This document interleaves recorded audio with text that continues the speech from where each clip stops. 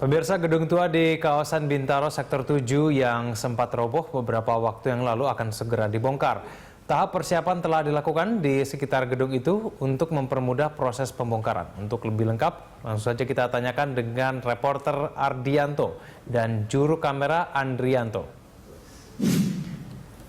Ardi, apa yang telah disiapkan oleh pihak terkait untuk pembongkaran pada hari ini?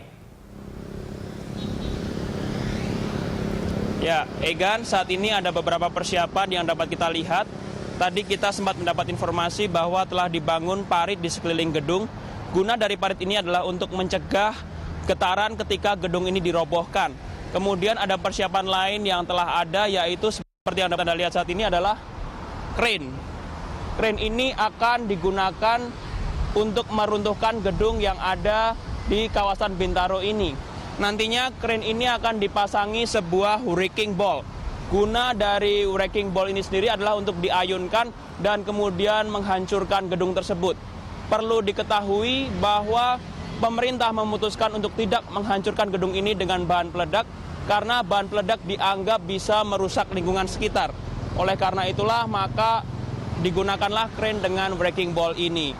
Kemudian dapat kita lihat pada sisi gedung telah dipasangi beberapa jala hijau. Nah, jala hijau ini digunakan sebagai alat untuk mencegah agar nantinya pecahan dari gedung maupun juga debu tidak bertebaran ke jalan utama.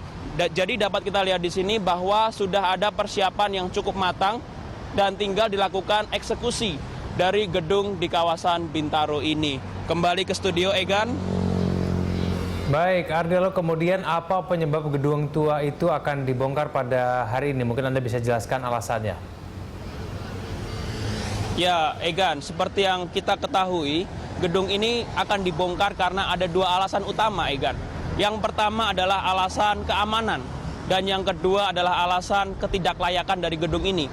Sebelumnya, gedung ini telah berdiri hampir selama 20 tahun dan berganti kepemilikan sebanyak 2 kali.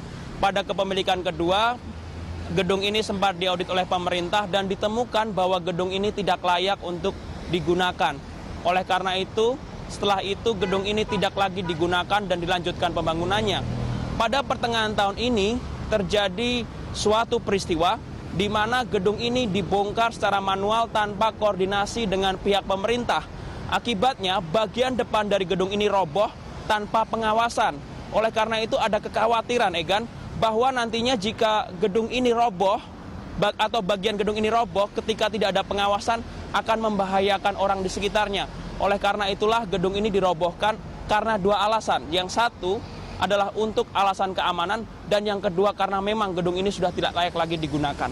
Demikian, Egan, laporan dari saya. Baik, kita harapkan proses pembongkaran dari gedung tua itu bisa berlangsung aman dan lancar dan juga tidak mengganggu aktivitas dari warga sekitar. Terima kasih Ardianto dan juga juru kamera Andrianto melaporkan langsung dari Bintaro, Jakarta Selatan.